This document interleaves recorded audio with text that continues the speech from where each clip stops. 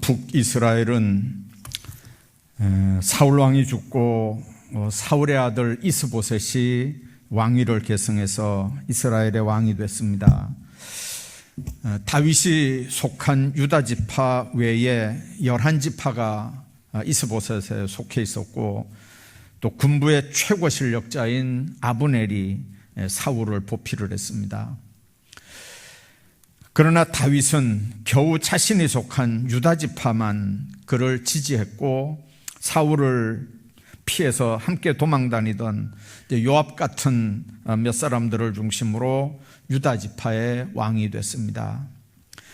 그런데 문제는 이스라엘과 유다, 사울의 집과 다윗의 집 사이에 전쟁이 오래되면서 이 초반에 한참 앞서가던 사울의 가문은 점점 쇠약해져서 결국 역사의 무대에서 사울의 집안은 사라지게 되고, 미약하고 미천한 목동 출신 다윗의 가문이 점점 강성해져서 12지파 전체의 지지를 받고 통일왕국의 왕이 됩니다. 다윗의 집은 어째서 점점 강하여져 갔을까요? 그리고 사울 왕의 집은 왜 점점 약해져 갔을까요? 겉으로는 그 원인이 전쟁이 오래매, 그래서 전쟁에 문제가 있는 것처럼 그렇게 돼 있지만, 그 말씀을 더 근원적으로 파고 들어가 보면 거기에 놀라운 하나님의 섭리가 있는 걸 우리가 봅니다. 강하다고 하는 말, 다윗의 집은 정치적으로, 경제적으로, 사회적으로 강해졌다는 말, 그 강하다는 하자크라고 하는 단어거든요. 그런데 이 하자크라고 하는 단어가 그냥 무슨 정치적으로만 그 입지가 확보가 돼서 강해졌다, 그런 말이 아니고 경제적으로도 사회적으로도 아주 강해졌다는 그런 의미입니다. 자, 그런데 사울의 집이 점점 약해졌다고 할 때 그 약하다고 하는 단어, 히브리어의 딸이라고 하는 단어인데, 그 딸이라고 하는 단어는 가난하다, 천하다, 미천하다, 뭐 그런 의미로 사용되는 단어입니다. 그러니까 사울의 집이 점점 약해져 갔다는 말은 경제적으로만 약해진 게 아니고 사회적으로도, 신분적으로도 점점 약해지고 미천해졌다, 그런 의미입니다. 흥해가는 집은, 강해져 가는 집은 그렇게 될 수밖에 없는 이유와 원인이 있고, 망해져 가는 집, 약해져 가는 집은 그렇게 될 수밖에 없는 이유와 원인이 있는 걸 우리가 압니다.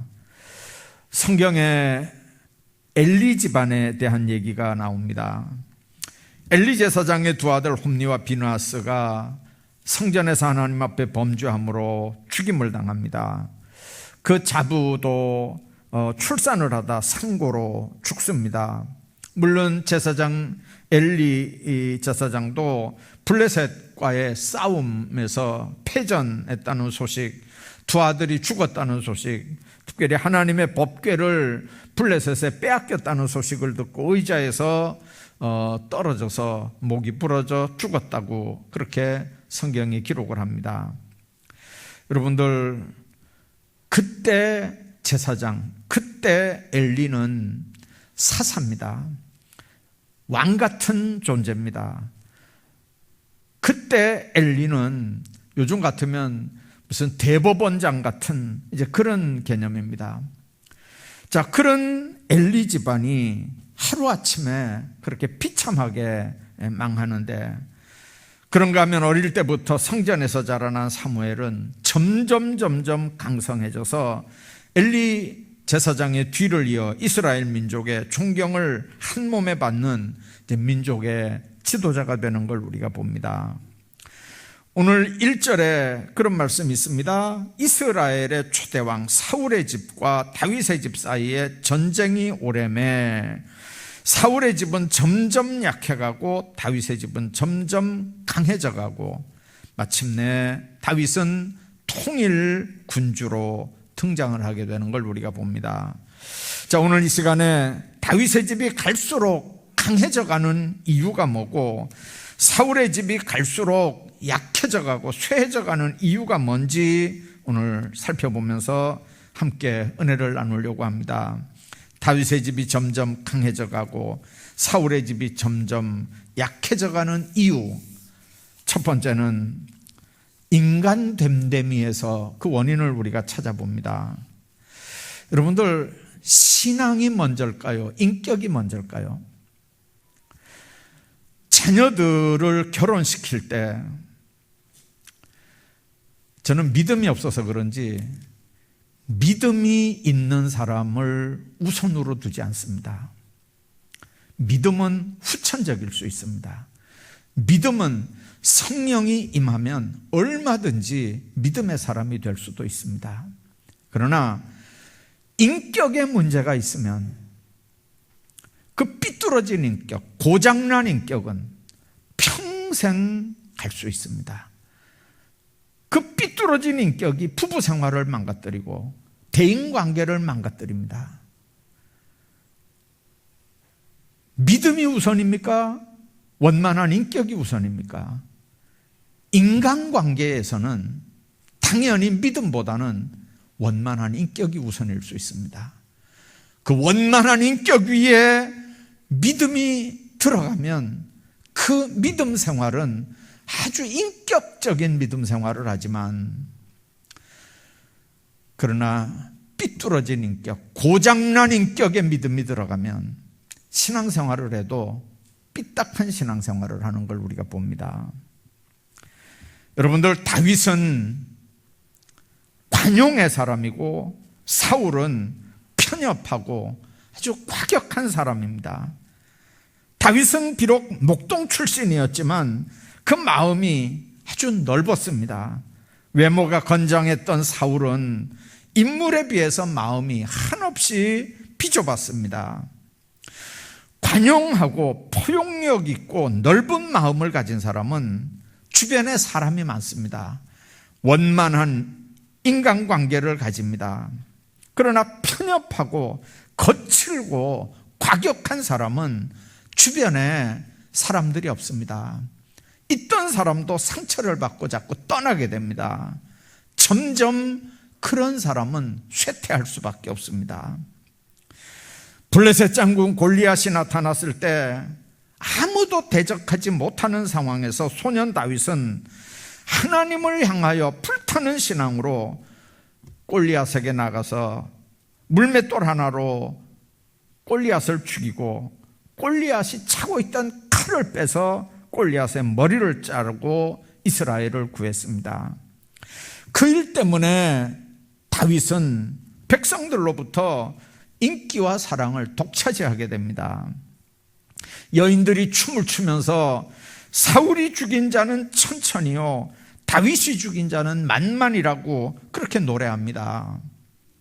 근데 문제는 그 노래를 들은 사울의 마음이 불편해지기 시작합니다. 드디어는 사울을 시기의 대상으로 생각을 하게 되고 견제를 하게 됩니다.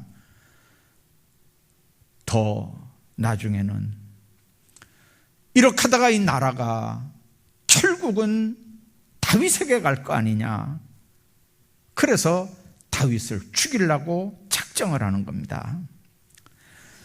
여러분들, 다른 사람이 자기보다 더 잘 되는 거, 더 인기가 있는 거, 더 인정받는 걸 봐주지 못하는 이 시기와 질투심이 사울에게 들어가니까 결국 사울 왕은 구국공신이고 자기 사위인 다윗을 죽이려고 그렇게 합니다.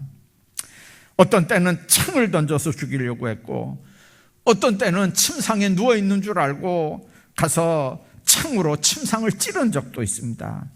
피해 다니는 다윗을 죽이려고 군대를 동원해서 온 데로 쫓아다녔습니다. 시기와 질투심으로 한번 이 좁아진 마음은 풀어지질 않습니다. 절대로 한번 좁아진 마음이 넓어지질 않습니다. 다윗에게 집착을 하다가 결국은 자신도 죽고 자기 집안도 망하고 한 나라까지도 망하게 되는 일들을 우리가 봅니다. 그런데 다윗의 일생에서 우리는 이 다윗의 넓은 마음을 여러 군데서 찾아봅니다. 아들이 요즘 말로 하면 쿠데타를 일으켰습니다.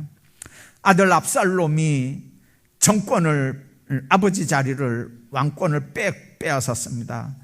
이제 정처 없이 도망가야 되는 상황이 됩니다. 그러니까 도망을 가는 길에 티끌을 날리면서 먼지를 뿌리면서 자기를 저주했던 시므이, 같이 갔던 다윗을 옹호하는 사람들이 그랬습니다. 저 개만도 못한 저 시므이를 저거 그냥 단칼에 저거 죽여버리자고. 그러니까 다윗이 그랬습니다. 내 아들도 나를 대적하는데 가만히 놔두라고. 하나님이 시므이를 통해서 나를 저주하라고 했으면 어떡하겠냐. 놔둬라 그랬습니다. 용서합니다. 다윗을 죽이기 위해서 쉴 새 없이 추격하는 사울왕, 죽일 수 있는 절호의 기회가 있었지만 다윗은 사울왕을 해하지 않고 그 곁에 있는 물병과 그 옷자락만 베어가지고 나온 일이 있었습니다. 사실은 다윗이 그 외에도 사울을 죽일 수 있는 기회가 몇 번이나 있었지만 다윗은 하나님을 두려워하는 마음으로 이 모든 걸 하나님께 맡기면서 자기 중심이 아닌 하나님 중심의 마음으로 사람들을 대하고 일을 처리한 그런 큰 마음을 가진 사람입니다. 욥기 5장 2절에 보면 분노가 미련한 자를 죽이고 시기가 어리석은 자를 멸한다고 그랬습니다. 잠언 14장 30절에 보면 마음의 화평은 육신의 생명이지만 시기는 뼈의 썩음이니라, 그렇게 말씀합니다. 남의 인기가 올라갈 때, 남이 잘 될 때, 남이 성공할 때 시기하거나 질투하지 않도록 조심해야 됩니다. 이번에 조용기 목사님 돌아가실 때 그 장례 설교를 김장한 목사님이 하셨던 것 같습니다. 그 어떤 글에 보니까 이런 얘기가 있어요. 엑스포 72 할 때 이제 그 빌리그램이 와서 이렇게 설교를 하는데 통역을 누가 할 거냐. 아마 그 두 사람으로 마지막에 압축이 됐던 것 같아요. 그래서 김장한 목사하고 조용기 목사하고 둘을 압축해 놓고 이제 둘 중에 누구를 시킬 거냐. 근데 조용기 목사님은 한국에서 공부해서 영어를 잘하는 사람이고 이 김장한 목사님은 이름이 빌리거든요. 미국에서 이렇게 어릴 때부터 성장한 사람입니다. 그 구두 닦다가 미군들하고 같이 이제 미국에 들어가서 어릴 때부터 미국에서 생활한 사람이니까 훨씬 더 잘하죠. 자, 그럴 때 그 인간인데 조용기 목사님이 얼마나 질투가 나겠어요. 이제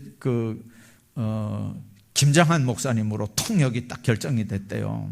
그러니까 조용기 목사님이 우리 같으면 이 삐지거나 뭐 그 김장한 목사를 안 보거나 뭐 이렇게 할 텐데 악수를 청하고 친구가 됐다 그러잖아요.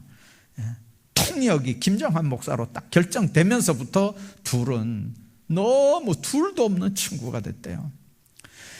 시기심이 있을 수 있죠. 정상적인 건강한 사람인데 왜 시기 질투가 없겠어요? 근데 문제는 그 시기 질투로 상대방을 대적을 삼느냐 아니면 내 친구를 삼느냐에 따라서 삶의 질도 달라지고 인간관계도 달라지는 거거든요.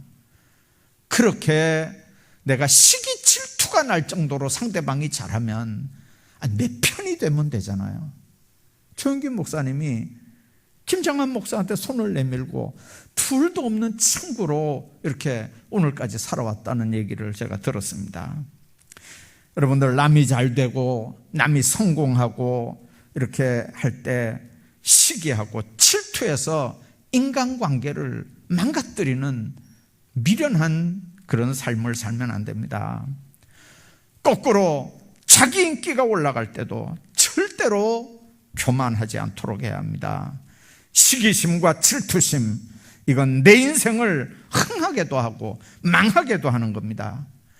내 주변에 많은 사람들을 끌어들이기도 하는 거고, 내 주변에 친한 사람들을 떨쳐버릴 수도 있게 하는 게 바로 이 부분입니다.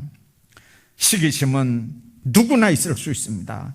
그러나 문제는 그런 감정이 생길 때 내가 스스로 그 감정을 제어하지 못하고 그 시기심과 질투심, 욕심과 교만에 끌려가면 그게 결국 나를 망가뜨리게 하고 나를 망하게 하는 거라고 하는 걸 기억해야 합니다. 사울은 시기심에 사로잡혀서 그 마음에서 헤어나오지 못하고 결국 점점 쇠약해져 갔습니다. 한 나라 왕이 블레셋 주변에 암몬, 모압 주변에 많은 나라들이 대적을 하는 상황에 그 사람들, 그 나라들을 표적을 해야 되는데 왜 다윗을 쫓아다닙니까? 다윗이 주적이 아니잖아요. 다윗은 마음이 넓은 마음을 가져서 점점 흥왕해 가는데 사울은 시기심에 사로잡혀서 거기서 헤어나오지 못하고 자꾸 점점 쇠약해 가고 망하는 걸 우리가 봅니다. 우리는 종종 시기심, 질투심 다스려달라고 하나님 앞에 기도해야 합니다. 내 마음으로는 안 됩니다. 성령의 도우심 가운데 스스로를 다스려 가야 됩니다. 그래야 인간관계도 원만해지고 하나님 앞에 복을 받는 줄로 믿습니다. 뿐만 아니라 다윗, 믿음의 사람이었습니다. 사울 전혀 아니었습니다. 뭘 보고 알 수 있을까요? 사무엘상 28장에 보면 6절 7절에 이런 말씀이 나옵니다. 사울이 여호와께 묻자오되, 사울이 하나님 앞에 물었습니다. 기도했단 말이죠. 근데 여호와께서 꿈으로도 우림으로도 선지자로도 그에게 대답하지 아니하니까 사울이 그 신하들에게 뭐라고 그랬습니까? 나를 위해서 신접한 여인을 찾으라. 내가 그에게 가서 물으리라 하니 그 신하 중에 하나가 그에게 얘기합니다. 엔돌에 신접한 여인이 있습니다. 사울이 옷을 갈아입고 변장을 하고 신접한 여인을 찾아가는 걸 우리가 봅니다. 여러분들, 평소에 하나님과의 관계가 전혀 돼 있지 않았습니다. 어려운 문제가 딱 생기니까 기도해야 되는데 응답이 없습니다. 너무 답답합니다. 마음이 너무 급합니다. 그러니까 무당을 찾아가는 이 불신앙의 모습을 우리가 봅니다. 사무엘에게 하나님 앞에 기름 부음을 받은 하나님의 사람이었잖아요. 그런데 상상도 할 수 없는 일을 저지릅니다. 하나님을 진노하게 하는 일을 서슴지 않고 행합니다. 그 결과 사울은 하나님 앞에 폐기 처분 당합니다. 반면에 다윗은 우리가 잘 아는 것처럼 어렸을 때 골리앗과 싸워서 승리한 믿음의 사람입니다. 다윗, 왜 어려운 위기의 때가 없었겠습니까? 그러나 그때 절망하지 않습니다. 하나님 의지하고 하나님 앞에 기도하면서 용기를 얻고 그 어려움들을 이겨나갔던 믿음의 사람입니다. 다윗의 고백 중에 이런 게 있습니다. 나의 생명은 주의 손에 있나이다. 하나님 의지했기 때문에 하나님이 지키셨고 결국은 하나님께서 다윗으로 승리하게 하셨던 걸 우리가 기억합니다. 다윗, 실수도 많이 했고요. 끔찍한 죄도 범했습니다. 집안에서 일어난 사건들을 보면 말하기조차 어려운 힘든 일들이 많이 있었습니다. 자, 그때마다 그 어려운 문제들을 다윗은 금식하면서 믿음으로 그 어려운 일들을 다 해결해 나갔습니다. 다윗이 나단 선지에게 죄를 지적받을 때 다윗은 겸허하게 회개했습니다. 사울이 죽이려고 할 때 사울을 죽일 수 있는 결정적인 기회가 몇 번 있어도 기름 부음 받은 하나님의 종을 내가 어찌 할 수 있겠느냐 하면서 믿음으로, 신앙으로 그 문제들을 해결해 나갑니다. 그는 잘못하지 않은 게 아닙니다. 실수하지 않은 거 아닙니다. 범죄하지 않은 거 아닙니다. 범죄도 했고 실수도 했고 잘못도 했는데 그 문제들을 하나님 앞에서 회개하고 믿음으로 그 모든 일들을 해결해 나갑니다. 그래서 하나님은 너는 내 마음에 합한 사람이다, 그렇게 얘기합니다. 하나님께 인정받고 그 집안도 점점 강성한 사람이 돼가는 걸 우리가 봅니다. 그런데 사울, 언뜻 보면 믿음이 있는 사람 같습니다. 사실 그 삶에서 참다운 신앙을 찾아보기가 어렵습니다. 뭘 보고 알 수 있느냐? 적어도 한 3가지 정도 보면 전혀 믿음의 사람이 아닌 걸 우리가 봅니다. 첫째는 하나님께 드리는 제사를 어떻게 드렸는지 보면 압니다. 그는 하나님의 제사를 멸시한 사람입니다. 또한 하나님의 말씀을 버린 사람입니다. 자기 머리에 기름을 부어 자기를 왕되게 한 사무엘이 전한 하나님의 말씀을 그는 버렸습니다.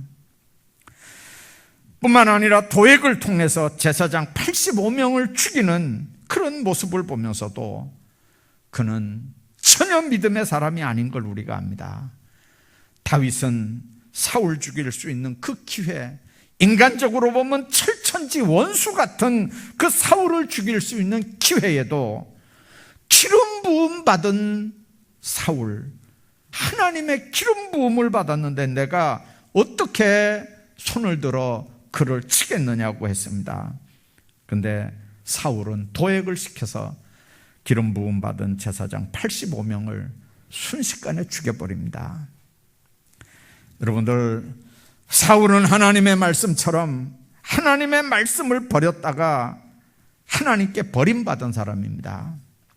하나님과의 관계가 단절이 되니까 결정적인 상황에서도 어떤 방법으로도 응답받지 못하니까 아까 얘기한 것처럼 신접한 여인을, 그것도 변장을 하고 찾아갔던 사람입니다.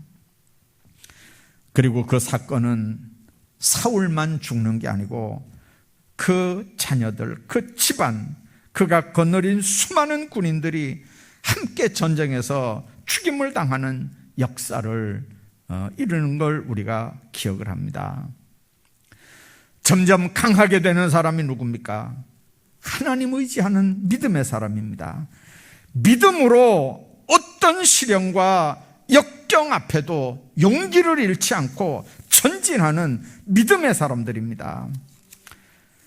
신앙의 사람 앞에는 환난의 홍해도 갈라져서 평지가 되는 거고, 난공불락의 여리고성같이 도무지 해결이 안 될 것 같은 그런 어려운 문제들도 결국은 봄눈 녹듯 무너져 내리는 역사가 일어나는 줄로 믿습니다. 대적이 안 되는 그런 상대 같은 문제, 골리앗도 거꾸로 때릴 수 있고, 우리를 결박하고 묶고 있는 쇠사슬도 다 풀려 나가는 역사가 있는 줄로 믿습니다. 그게 믿음의 사람들이 경험하는 일들입니다. 믿음은 승리하게 하고 불신앙은 패하게 합니다. 믿음은 흥하게 하고 불신앙은 쇠하게 합니다. 불신앙의 집안은 점점 약해져 가지만 믿음의 집안은 점점 강해져 가는 줄로 믿습니다. 뿐만 아니라 다윗, 하나님 앞에 겸손했던 사람이고 사울은 교만의 사람이었습니다. 다윗이 자기는 백향목궁에 거하면서 여호와의 법궤가 장막에 있는 걸 늘 죄송하게 생각을 했습니다. 그래서 성전 지으려고 할 때 사무엘하 7장 18절에 이런 고백을 합니다. 주 여호와여, 나는 누구오며 내 집은 무엇이관데 나를 이에 이르게 하셨나이까? 나는 누구며 내 집은 무엇인데 나를 이렇게 여기까지 이르게 하셨나이까? 그는 자기의 근본을 알았습니다. 왕이 돼도 자기 근본을 하루도 잊지 않고 살았던 사람입니다. 다윗이 범죄했을 때 무명 선지자 나단이 와서 손가락질을 하면서 당신이 바로 그 사람이라고 할 때 그는 겸손하게 엎드려 회개했습니다. 그때 지은 시편 51편을 보면 침상이 떠내려갈 정도로 눈물로 회개했던 걸 우리가 봅니다. 그러나 사울은 처음에는 자신을 낮추고 겸손하게 출발했지만 시간이 지나가면 갈수록 교만하고 완악해서 누구의 말도 듣지 않았습니다. 다윗은 무명 선지자 나단의 말을 듣고도 그렇게 회개했는데 사울은 자기 머리에 기름을 붓고 왕이 되게 한, 그래서 온 이스라엘의 민족에 존경받는 대선지자 사무엘의 간곡한 권면도 끝까지 듣지 않고 회개하지 않았습니다. 얼마나 답답했으면 나중에 사무엘이 사울을 죽는 날까지 다시 보지 않았다고 그랬습니다. 하나님께서 가장 싫어하는 게 있다면 그건 교만입니다. 교만은 사람 위에 높아지려고 하는 겁니다. 그런데 사람 위에 존재하는 건 하나님뿐입니다. 여러분들, 사람 위에 높아지겠다는 말이 뭔 말입니까? 하나님과 동등 되겠다는 겁니다.